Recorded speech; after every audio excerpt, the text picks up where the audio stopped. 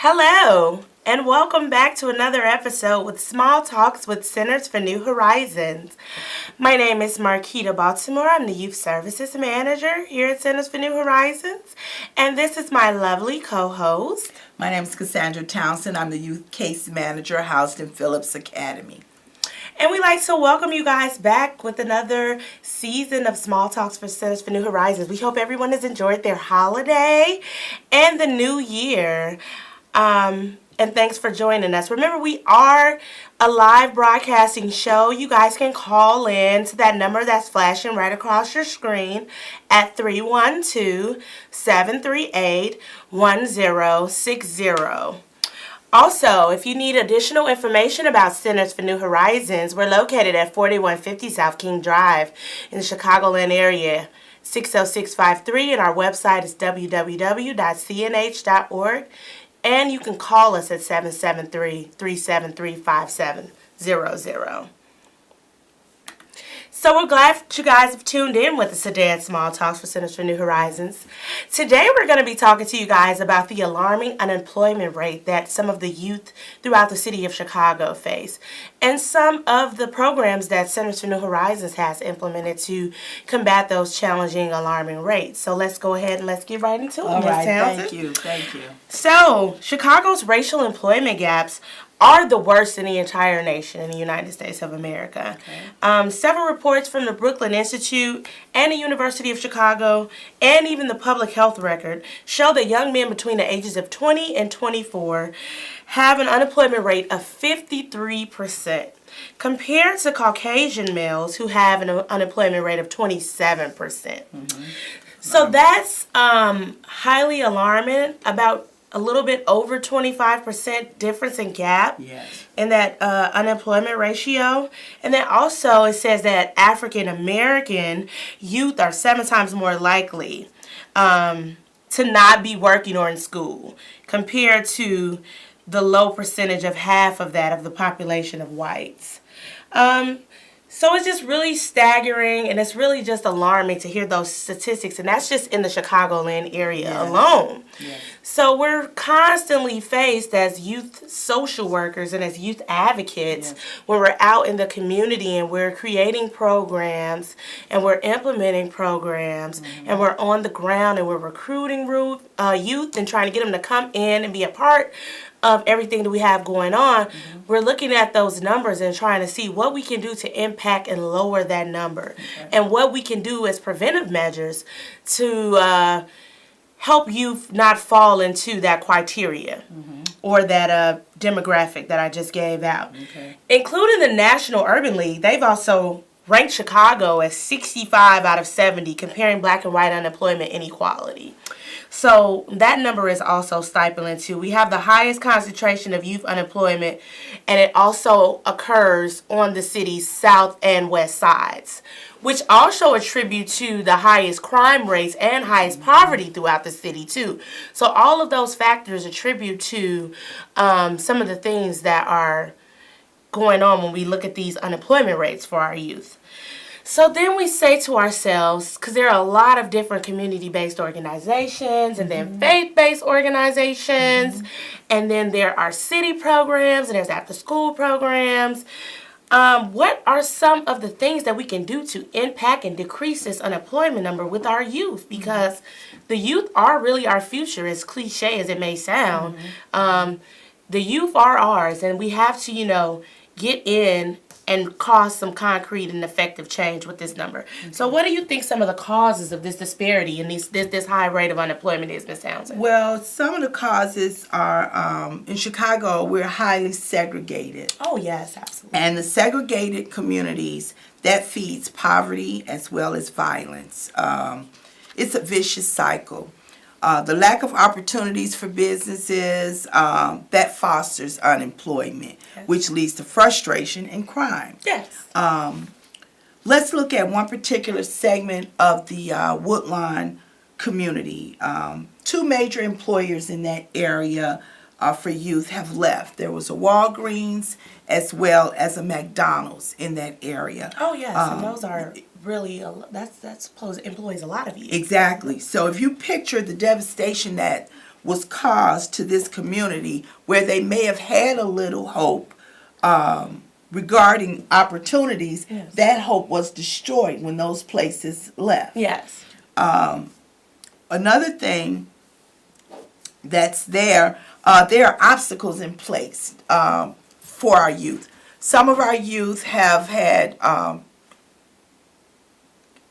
occurrences with law enforcement. Yes. And that in itself can be a hindrance when they're trying to seek employment. We have to find out ways or come up with ways to help them or get the message out that some of those law enforcement occurrences can be expunged. Those are things that we have to look at for our youth.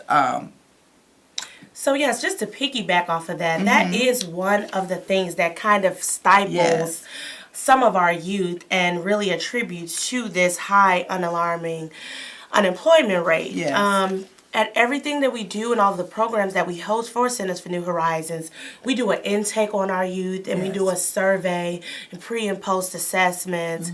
And we are finding that a lot of our youth do have criminal backgrounds, whether it be misdemeanors or a felony. But these are some things that can stifle a youth if they are trying to find employment. It can be a challenge or a barrier. So we encourage you to know your rights and know ways that you can go ahead and get actively involved and get those things expunged off. We do not offer any expungement services at Centers for New Horizons, but we do refer youth out if they need assistance in that area or department. We'll get them linked up with the proper agency or the proper local official or city office where they can try to get some of those things taken off of the background, because a background can be a hindrance when you are looking for employment. Yes. Once again, I want to remind everybody that we are located at 4150 South King Drive.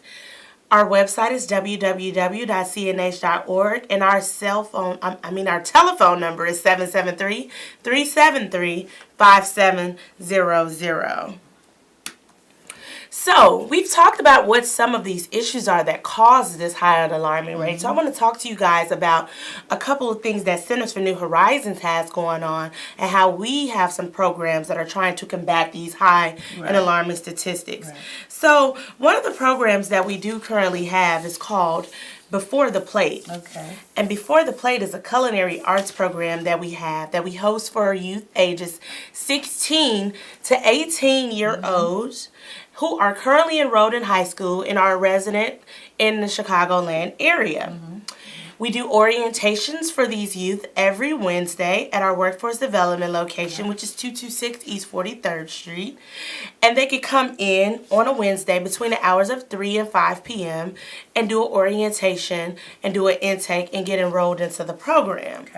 Some of the things they can expect to see while enrolled in the program or take away from the program is they get exposed into the culinary arts industry.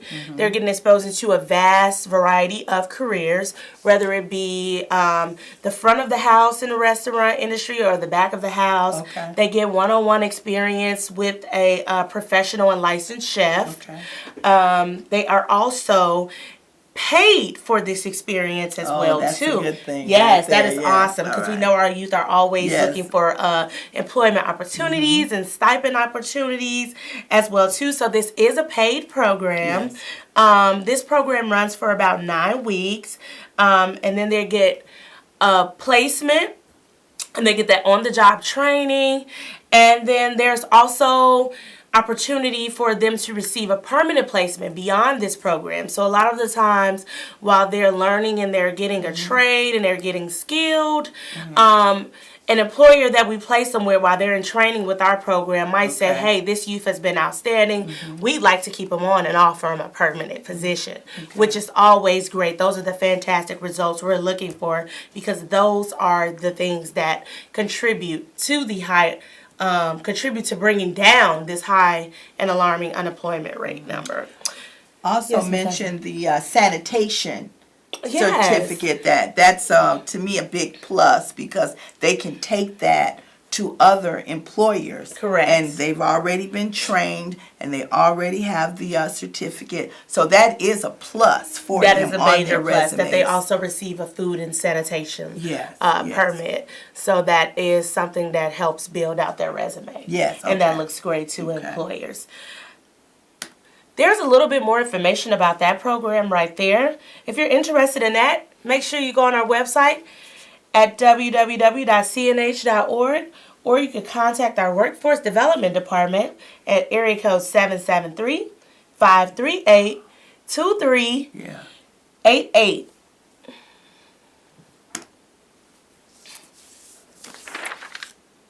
So, in addition to the Before the Play program, there's also a secondary program that we host, which is called the Step Up program. So we know you all are probably thinking at home, oh, you're watching us. I'm not 16 to 18. What do you guys have for me going on? Don't fear. We definitely do have a program for older youth. So the Step Up program is tailored towards our youth who are between the ages of 18 and 24 years old. Yes, that's good. And this program, the requirements are that you be between that age range, a resident of the city of Chicago, and you're out of school. Okay. This program really kind of tailors towards that youth or demographic who have either graduated and are in limbo, or who are out of school or may have dropped out of high school, because they get a variety and a ton of resources and assistance with this program. Yes, I see we have a caller. All right. Hello. Hi, hello Hi. caller. How you doing today? I'm great. How are you? Thank you. Fine, fine. My name is Jacoby. I have a question about your program that you have. Okay. The question is, I have multiple children, and I want to know, is it a restriction on the number of kids that can join the program, or, is it just one, I have to pick one, or who all can join the program? Okay, thank you. That's an amazing question. Yeah, it is. So there isn't any restriction as far as a limitation on how many of your children can register for the program. Okay. You just must meet that requirement. As I mentioned in the previous program, for the culinary one, which is called Before the Plate, you just must be between the ages of 16 to 18, and then you must be a City of Chicago resident, and you must be in school for that one. For the Step Up program, the requirements are you be between the age range of 18 to 24, that you are out of school, and that you are a resident of the City of Chicago. Yes, So back to the requirements and some of the great details of what the Step Up program has to offer. So that one is for our youth who may be out of touch, who have graduated from high school, but who are in limbo, who may be taking a break, who may not be sure about what they want to do as far as career-wise, if they want to go off to college, if they want to find a trade, and trying to re-engage with those youth who may have dropped out of high school or don't have any GED or anything of that nature. We're trying to reach them and provide them with a ton of resources. Okay, that's yes. good. That's so this program is a 9 to 15 week program. It pays youth the minimum wage of $10 an hour, which is great. Okay. They work and train for 20 hours a week. They get a variety of career exploration and academic care component that goes attached with it. Okay. With them on job readiness training and skills, Okay. mate building, review preparing. That's good. Job placement assistance. So we always look to stay engaged and provide intensive wraparound services with our youth. So we want to engage beyond our programs to make sure, hey, what's going on? Yes. You know, we don't want to just put them in a short-term program and then when they're finished with us, we always making sure that we follow up and that we provide wraparound services for them. So getting them that permanent placement. Yes. And then also working with them on their skill building, their life skills. And then also if they need any other type of assistance as far as like transportation. From the program, we assist with that. We also assist with child care because some youth between that age range do have children of their own. And then we also assist them with a variety of additional supports as well too. So that program Once again, it's called the Step Up Program. It's also located at our Workforce Development Center at 226 East 43rd Street, Chicago, Illinois. It's an orientation every Wednesday at 10 a.m. And if you need additional information, check the website at www.cnh.org. If you are to go on the website, this is how it looks, and these are some ways that you can navigate through that www.cnh website. Okay. So, some other programs that we have that Ms. Townsend can speak to that helps us combat those high alarming unemployment rates is the One Summer Chicago program, where we have a wonderful partnership with the city. Yes. I would just elaborate on that a little bit. What happens with that program, this past summer, we placed 550 youth in employment between the ages of 16 and 24, which was an excellent number, working all over the city with the City of Chicago, the Department of Transportation. We placed youth with the other small local businesses that gave them an array of offerings as far as employment goes. With this program, we put $500,000 back into the economy of the Chicago through our youth. $500,000? Yeah, wow. That was quite a bit. Again, that we're just one agency. So just imagine if other agencies would also participate in different programs like this. Well, there are several different agencies throughout the city who cover the One Summer Chicago program. Yes, and we partner with the After School Matters program. Yes. Our program is called Beat the Runway, and it operated out of Phillips High School or Phillips Academy. And in that program, the young people learned fashion, makeup, hair, and also what they can also do with that program. They did get a stipend, but who knows? That might have stirred up an entrepreneurial spirit in them. Absolutely. It might be some future designers or future hairstylists coming through. Or salon owners. Salon owners, exactly, coming through that program. So that, I think, is one of our ongoing successful programs. It is. Yes, it is. And if you have a youth that attends Phillip High School, they can go online to www.afterschoolmatters.org and search for Beat the Runway and apply for that program. Oh, that's right, because we are recruiting for the next session. We are recruiting for our spring session. However, that is an in-house program, so you do have to be a Phillips High School student enrolled to be a part and eligible of that program. Once again, remember, people, we are live. Call us 312-738-1060 if you have any questions, comments, or concerns, or if you want to talk to Centers for New Horizons. Also, remember, we are located at 4150 South King Drive, and our website is www.cnh.org.